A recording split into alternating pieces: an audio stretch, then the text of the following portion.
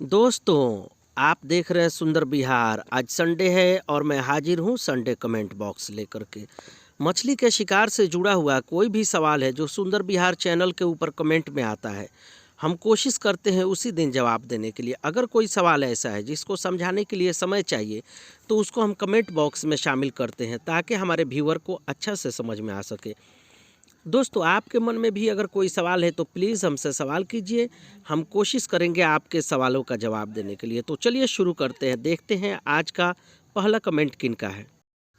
पहला कमेंट है सानू सानू के तरफ से। लिखते हैं कि भाई हम इंडिया से बाहर है, समंदर में जाते हैं शिकार करने के लिए, कुछ शिकार नहीं होता है, प्लीज़ बताओ कौन से चारा से शिकार होगा, प्लीज़ रिप्लाई।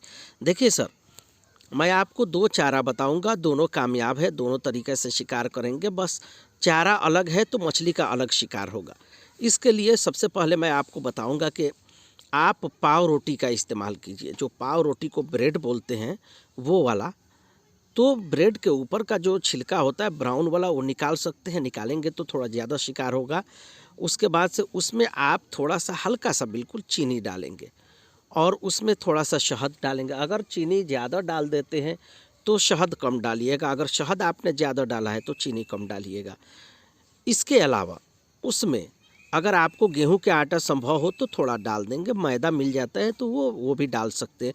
इसको अच्छा तरीक़ा से मिक्स करेंगे। मिक्स करके सिंगल फिशिंग हुक का इस्तेमाल करेंगे और बबलर के साथ में छोटा छोटा चारा लगा करके, जैसे शीशा का गोली होता है कंचा जिसको बच्चा खेलते हैं लोग, उतना छोटा छोटा चारा लगा करके आप फिशिंग का मतलब मछली का शिकार करेंगे। दूसरा तरीका ये है कि आप ऐसी मछली का टुकड़ा लीजिए, इससे मछली का शिकार अलग मछली का शिकार होगा। जो बड़ा बड़ा टेंगड़ा मछली है उसका शिकार होगा या दूसरी मछलियों का शिकार होगा। तो ऐसी मछली का टुकड़ा लीजिए जिसके स्किन जो ऊपर जो होता है, जिसको हमारे तरफ बोलते हैं चोइयाँ, आपके तरफ क्या बोलते हैं लेकिन मैं समझा देता हूँ कि ऊपर जो स्किन होता है गोल वाला, जिसको हम रगड़ करके साफ़ करते हैं तो गोल गोल निकलता है स्किन के ऊपर से, उस तरह का मछली लीजिए और उसको चाकू से छोटा छोटा टुकड़ा कीजिए और टुकड़ा करके फिशिंग हुक में लगाइए। तो इससे क्या होगा कि समुद्री जो बड़ा टेंगड़ा मछली है वो इस शिकार में आएगा। लेकिन इसमें आपको करना यह है कि बबलर का इस्तेमाल नहीं करना है।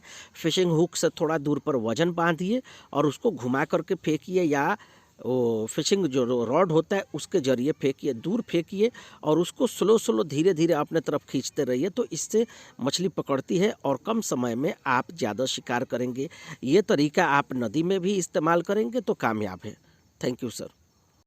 अगला कमेंट है नवाब के तरफ से। लिखते हैं कि सुंदर सर नमस्ते, रोहू ग्रास और का चारा लाजवाब है, इसके लिए शुक्रिया।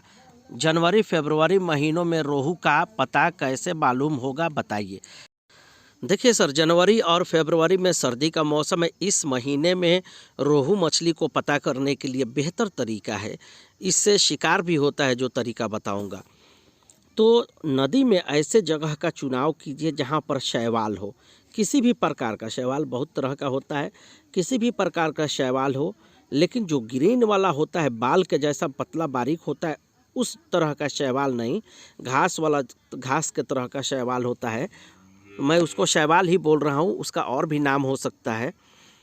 तो आप पता कीजिए जिधर शैवाल है और थोड़ा पानी का गहराई है, यानी किनारे की तरफ शैवाल है और आगे की तरफ गहराई है, तो ऐसे जगह पर आप गहराई की तरफ फिशिंग हुक डालिएगा तो इससे शिकार होगा। क्या होता है ना, सर्दी के मौसम में जब किनारे की तरफ शैवाल होगा और आगे गहराई होता है तो मछली शैवाल आती है खाने के लिए।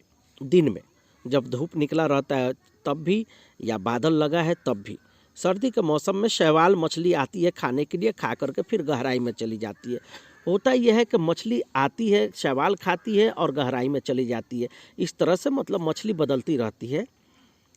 तो आप जब शैवाल से थोड़ा आगे गहराई में फिशिंग हुक डालेंगे तो बेहतर शिकार होता है, क्योंकि सर्दी के मौसम में मछली कम टाइम के लिए ऊपर रहती है। अगर धूप तेज़ है, सर्दी में थोड़ा धूप है, मतलब सर्दी में तो धूप नरम होता है, लेकिन अगर कड़ा धूप निकला हुआ है तो मछली थोड़ा पानी के ऊपर घूमती रहेगी तो शिकार होगा। इसमें एक चीज़ और ख्याल करना है कि फिशिंग हुक जो है कम से कम 2 मीटर गहराई में आपका रहना चाहिए, यानी बबलर से फिशिंग हुक का दूरी जो है 2 मीटर रहना चाहिए और गहराई में डालिए शैवाल अगर वहाँ आसपास में है, उसके आगे गहराई है तो वहाँ डालिए। अगर आपको पता नहीं है तो अंदाज से कम 1 metre, 1.5 metre, 2 metre fishing hook लंबा रखिए और रख करके वहाँ फिशिंग हुक डालिए। तो इससे क्या होता है कि बेहतर शिकार होता है सर।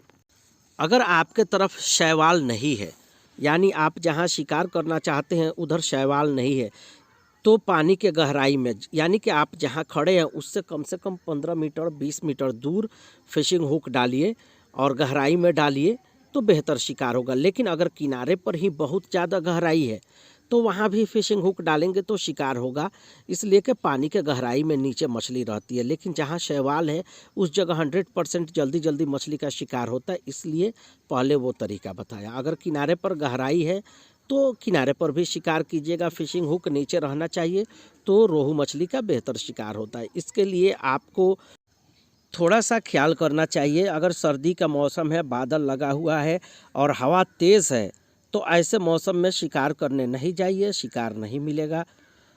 बाकी टाइम में अगर हवा स्लो है, नदी का पानी मतलब कि हवा से नहीं इधर उधर हिल रहा है तो शिकार करेंगे, शिकार मिलेगा सर। यही फ़र्क होता है सर्दी में शिकार करने के लिए। ओके दोस्तों, वीडियो काफ़ी लंबा हो गया।